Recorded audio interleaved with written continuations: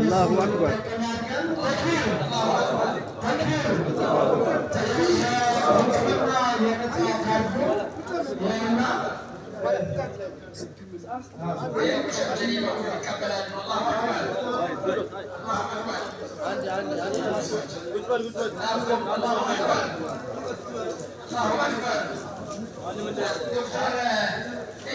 የሰሯቸው ካድሬዎች ስራዎች አንዱ ሰሞኑን እያሉት እንደነበረው ከምስራቅ እስከ ምዕራብ እስከ ሰሜን የመላውን የኢትዮጵያ ሕዝብ ማንም አልይ ያልደፈረውን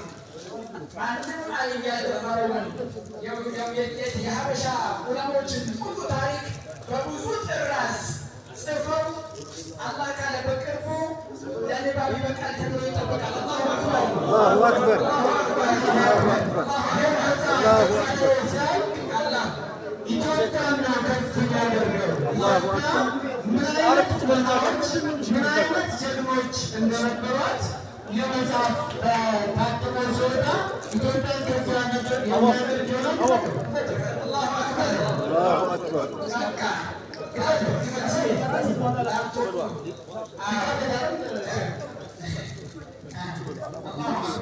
በእውነቱ ዶክተርን እጅግ በጣም እናመሰግናለን። አገሮች ላይ ያላችሁበት ወጣቶች ደግሞ ቸኮሌትና ኩኪስ አለ። ሁላችሁም ተቃመሱልን። ውሃ አለ።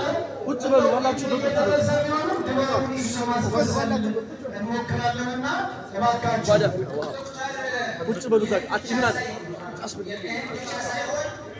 ገና አቡ ዳውድ ሸርህ ለማድረግ ያላቸው ታላቅ ግብና ዓላማ ያላቸው አሊም ናቸው። አላህ ያሳካላቸው። አላሁ አክበር። ይገባቸዋል። አላሁ አክበር። ከዚህ በላይ ትልቅ ስራ የሚሰሩ አላህ ያደርጋቸው። ወላሂ በእኛ እንደበት ወንድማችን አወል ሀበሻ እንዳለው ከእኛ ይልቅ መሰላቸው ቢገልጿቸው ይሻላል። እኛ ልናጨማልቀው ማለት እንችላለን። ዶክተር ማለት የኢትዮጵያ ሙስሊሞችን ከዛ መከራና ስቃይ ለዚህ ያሻገሩ ታላቅ አሊም ናቸው። ለዚህ ባልበቃን ነበር እነሱ ባይኖሩ ኖሩ ወያኔዎች ለሁለት ፈርግተዋል። ለያይተውን የመቃብር ስፍራ እንኳን ከፋፈሩ ይሰጡን አስበው ነበር። ዋሃብያና ሱፍይ ብለው በእነሱ ትግልና ብርታት ነው ለዚህ ያበቃ ነው። ወላሂ ነው የሚላቸው ራሳቸው ሊናገሩ ይችላሉ። ብዙ ጊዜ ተጠይቀዋል። ሁለት መቃብር፣ ሁለት መጅልስ፣ ሁለት መስጂድ ይሆንላችሁ በግልጽ ተብለው ተጠይቋል። የእስላም ጠላቶች ብለዋቸዋል። እምቢ ብለው ራሳቸውን ዝቅ አድርገው የኢትዮጵያ ሙስሊሞችን ከፍ ያደረጉ ብርቅዬ አሊም ናቸው። ላይ ይጠብቃቸው። በእናንተ ስም የምንጠይቀው ከሚጻፈው ታሪክ መሀል የዶክተር ጄላን ከድር ገመዳ ታሪክ እንዲሆን እንዲያደርጉልን እዚሁ እናንተ ፊት ቃል ቢገቡልን፣ አሊያም ደግሞ ሰላም መድረሳ ይህን ታሪክ ለማጻፍ ሙሉ ዝግጁ ነው። እውነቱን ለመናገር እንደመሞከርም አይነት ብሎ የማይገፋበት ሲሆን ነው የቆመውና እቺም የእሳቸውን ታሪክ የሀበሻ ዑለማዎች ታሪክ መሀል እንዲገባ ወይም እንደሚያስገቡ እናንተ ፊት ቃል ቢገቡልን በጣም ደስ ይላል። የራሳቸው ታሪክ عالم الحبشة أضفتم في التاريخ ولا يصحب أولا جزاكم الله خير. الله يجزيكم. أنتم رفعتموني فوق ما أنا لا أستحق هذا الثناء، وهذا الثناء ليس أنا مستحق. فجزاكم الله خير. شكر الله سعيكم وتقبل الله منا جميعا. والله هو الذي وفقنا واستعملنا في هذه الامور، هو بتوفيق الله تعالى بمحض فضله وجوده وكرمه. ليس لنا اي شيء، هو الذي وفق وهو المحمود، هو الذي بدا بهذه النعم والمرجو في كتابتها. وما يتعلق بترجمتي هذا لي كتاب مستقل حول طلب العلم، حول الإجازات، لكن لا يدخل في هذا الكتاب الذي أنا أؤلفه لأنه سيؤلف لنا من يأتي بعدنا إن شاء الله تعالى. እንግዲህ አወል ሀበሻ ለጠየቀው ጥያቄ ዶክተር እንግዲህ የራስዎትንም ታሪክ ቢያካትቱበት በዚህ ታላቅ ኪታብ ነበር ያላቸው።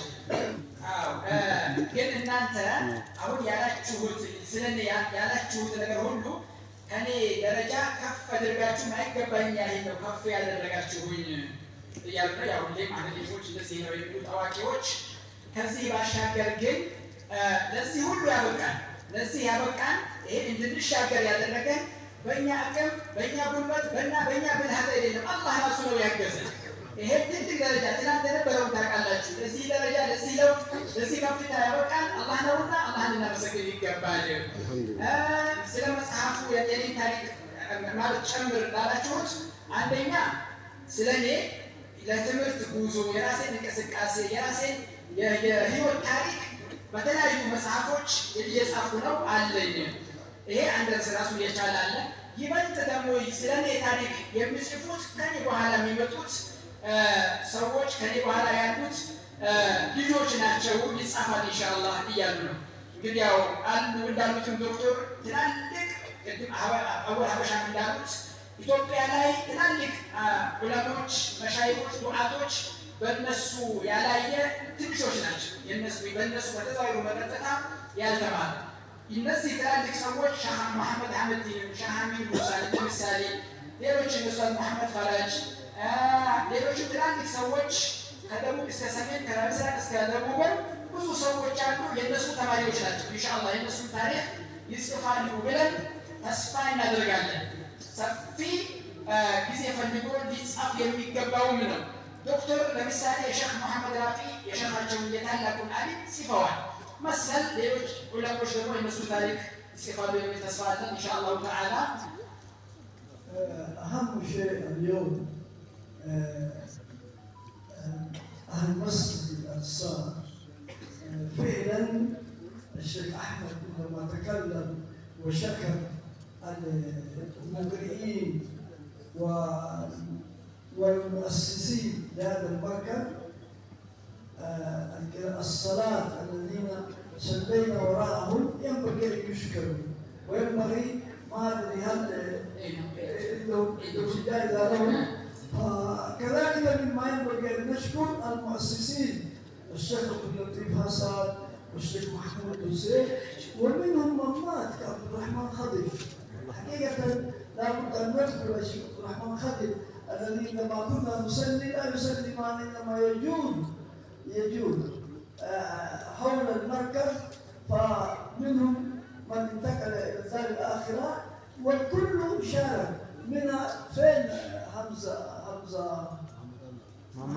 ايش؟ حمزة أوائل من جاءوا محمد حمزة وغيره الذين صبروا ودافعوا.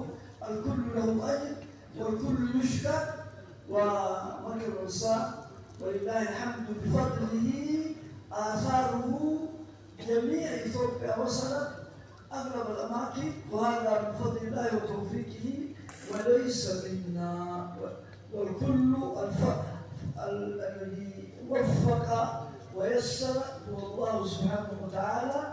وثم هناك أناس لا يعرفون ساعدونا من الداخل والخارج فجزا الله الجميع على ما قدموا.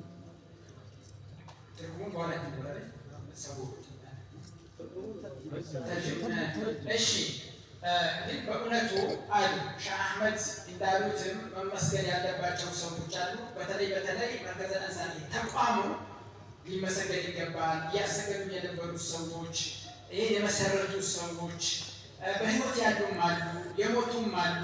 ሼህ አብዱራህማን ለምሳሌ ወንድማችን ያው በቅርብ የሞቱት ናቸው። ይህ ሰው ሲሰግድ እንኳን ለደህንነቱ ከኛ አይሰግድ ነበር። መስጂዱን የተሽከረከረ የሚጠብቅ የነበረ ይህን መስጂድ ማለት ይህን መርከዝ ማቋቋሙ ሰዎች ለሼህ አብዱልለጢፍ ሌሎችም አንድ መሐመድ ሐምዛ በመጀመሪያ ከነበሩት አንዱ ነው። ይህም ሰው አለ። ይህ መስጂድ በጣም በሚገርም ሁኔታ ይህም ተቋም ኢትዮጵያን ከጫፍ እስከ ጫፍ አሻራው ያላረፈበት ቦታ የለም፣ ባላረፈበት ሰው የለም። ስለዚህ ይህ ደግሞ ለዚህ ሁሉ ሊመሰገን የሚገባው አላህ ነው የሚሉት ደስ በሚል ሁኔታ ደግሞ እነዚህ ተቋማት አመስግኑልኝ ያሉትም ተቋሞች አልረሷቸውም። ኢንሻአላህ ለደቂቃዎች ታገሱ። ወደ እነሱ እንጓዝ።